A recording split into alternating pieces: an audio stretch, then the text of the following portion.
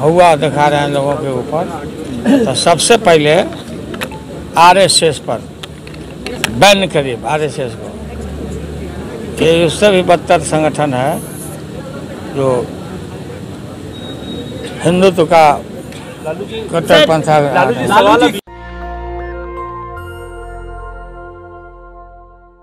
लालू यादव का ये बयान सुना आपने?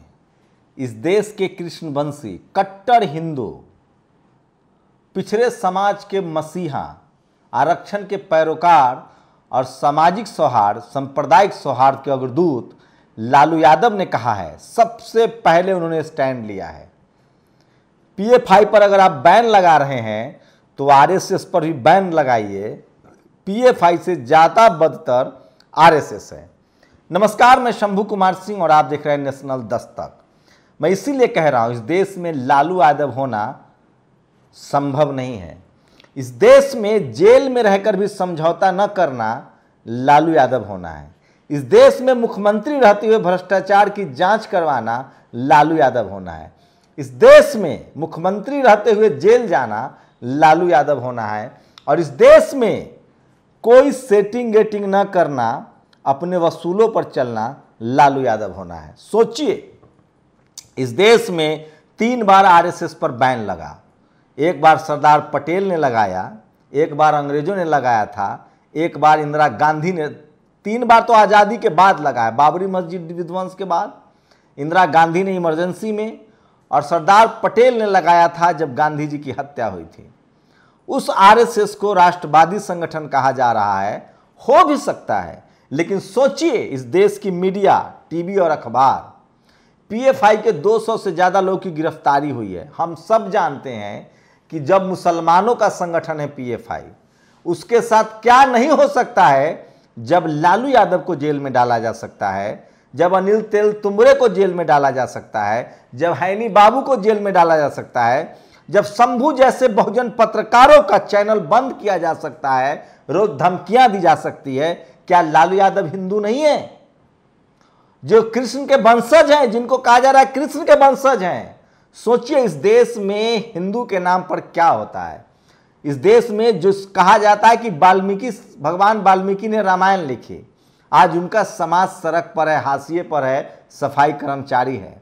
इस देश के मंदिरों का खजाना ओबीसी, पिछड़ी जाति के लोग भरते हैं, किसान जातियां भरती है, जाट, गुर्जर, पटेल, मराठा। क्या वो हिंदू नहीं है? कहाँ है वो सुप्रीम कोर्ट में? कहाँ है वो मीडिया में? कहाँ है जुडिशियरी में? कहाँ है ब्यूरोक्रेसी में? कहाँ है कॉलेज यूनिवर्सिटी में? इसी लड़ाई को बंद करने के लिए हिंदू मुसलमान का खेल चल रहा है। इसीलिए आपको मुसलमान दुश्मन बताया जा रहा है। लेकिन मुझे लगता था कि पीएफआई के मुद्दे पर कोई मुंह नहीं खोलेगा, लेकिन लालू यादव होना आसान नहीं है। लालू यादव ने साफ साफ कहा है कि हम लड़ेंगे और जीतेंगे। मैं जेल से आ गया हूं, नीतीश हमारे साथ हैं और पूरे देश के विपक्ष को एकजुट करेंगे। हिंदुओं की सरकार बनेगी, लेकिन उस देश में सबको बराबर का अधिकार मिलेगा। किसी के साथ जाति और धर्म के आधार पर अन्याय नहीं होगा। और सोचिए, ये लालू यादव ही कर सकते हैं। उन्होंने कहा सरकार है आरएसएस की, नरेंद्र मोदी, अमित शाह हैं गृह मंत्री और प्रधानमंत्री। जब बड़े बड़े लोग, अच्छे अच्छे लोग लेफ्ट राइट देखते हैं, सेंटर देखते हैं, तमाम लोग, सोचिए राहुल गांधी को आज सोचना चाहिए कि आपके बिल फाड़ने की वजह से लालू यादव को जेल जाना पड़ा। इस देश में अगर विश्वसनीय कोई नेता है तो लालू यादव, आंख में आंख डालकर बात करने वाला है तो लालू यादव। सोचिए, जिस परिवार में 2 मुख्यमंत्री रहा हो, 15 साल जिसने राज किया हो, वो आदमी जेल जाना स्वीकार करता है, लेकिन सांप्रदायिक दंगों वाले लोगों से कोई समझौता नहीं करता है। वो चाहते तो आराम की जिंदगी जी सकते थे, समझौता कर सकते थे। आज लालू यादव मजबूर हैं, आज लालू यादव बीमार हैं, क्योंकि उनको जेल में सड़ाया गया। वो पॉलिटिकल प्रिजनर हैं। सोचिए, मुझे उम्मीद नहीं थी कि आज के डेट में कोई मुंह खोलेगा, लेकिन लालू यादव ने उस लाज को बचा लिया। और आज शोषित वंचित समाज के साथ ही नहीं, धार्मिक रूप से जो लोग आज हिंसा के शिकार हैं, उनके साथ भी लालू यादव खड़ा है। कमाल है लालू यादव होना। जिनके बच्चे को जेल में डालने की धमकियां दी जाती है, जिनके बच्चों के नाम पर FIR होता है, जिनको जेल में डाल दिया गया, जो आज जिनकी तबीयत खराब है, जो अस्वस्थ हैं, आप बताइए लालू यादव हिंदू हैं कि नहीं? इस देश का टीवी और अखबार उनको भ्रष्ट कहता है। इस देश के बहुजन समाज को सोचना चाहिए, इस देश के तमाम माइनॉरिटी को सोचना चाहिए कि अगर लालू यादव न होते तो क्या होता, लालू यादव 2014 में होते तो क्या होता, लालू यादव 2019 में होते तो क्या होता। मैं फिर कह रहा हूँ, लालू यादव होना आसान नहीं है। राजनीति आती जाती रहेगी, सत्ता आती जाती रहेगी, लेकिन लालू यादव जैसे जैसे समय बीतेगा अपने वसूलों के लिए, अपनी प्रतिबद्धता के लिए, गरीबों के प्रति न्याय के लिए, सोशल जस्टिस के लिए जाने जाएंगे। मुझे इस बार लग रहा था कि तेजस्वी यादव उनको समझाएंगे कि नफ़ा नुकसान देखकर बोलिए, लेकिन लालू यादव ने नहीं देखा नफ़ा नुकसान। इसलिए लालू यादव इस देश में सबसे विश्वसनीय चेहरा है, इसलिए लालू यादव सबसे सम्मानजनक नेता है जो वसूल से, आइडियोलॉजी से कभी समझौता नहीं करते हैं। उन्होंने कहा है, लॉजिक दिया है कि जब आप PFI को बंद कर रहे हैं तो उसे तमाम संगठनों को बंद कीजिए। कौन लोग तलवार भांजते हैं, कौन लोग बंदूक चलाने की ट्रेनिंग लेते हैं, कौन लोग संविधान जलाते हैं, कौन लोग तिरंगा नहीं फहराते हैं, कौन लोग भ्रष्टाचारी हैं, उनकी जांच कीजिए, उन पर बैन लगाइए। लाइए ना घसीट कर विदेश से जो पैसा लेके भाग गए हैं, कराइए ना इस देश के सारे लोग की संपत्ति की जांच, किसका शहरों पर कब्जा है।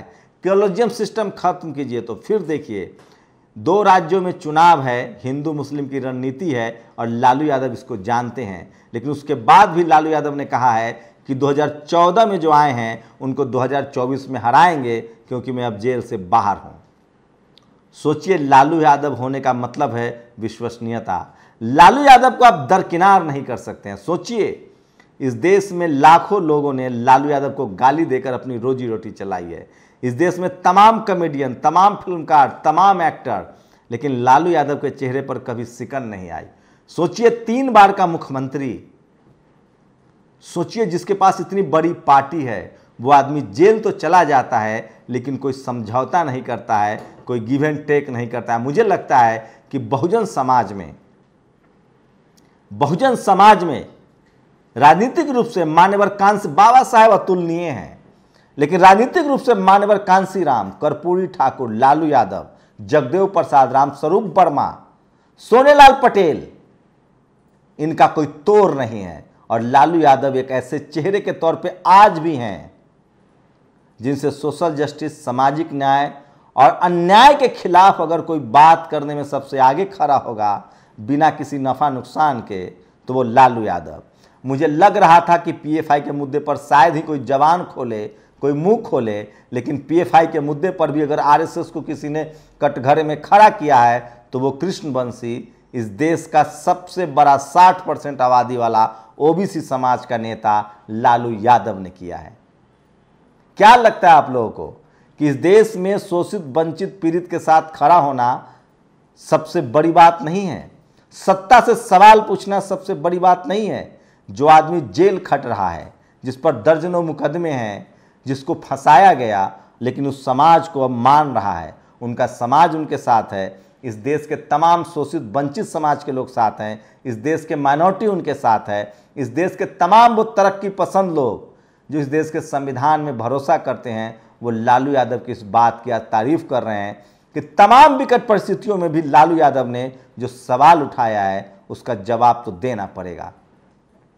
जिस RSS पर 3 बार बैन लगा, अगर सरकार का बैन लगाना ही किसी के लिए आतंकवाद है, मीडिया कह रहा है PFI आतंकवादी है, तो RSS पर तो सरकार ने 3 बार बैन लगाया है।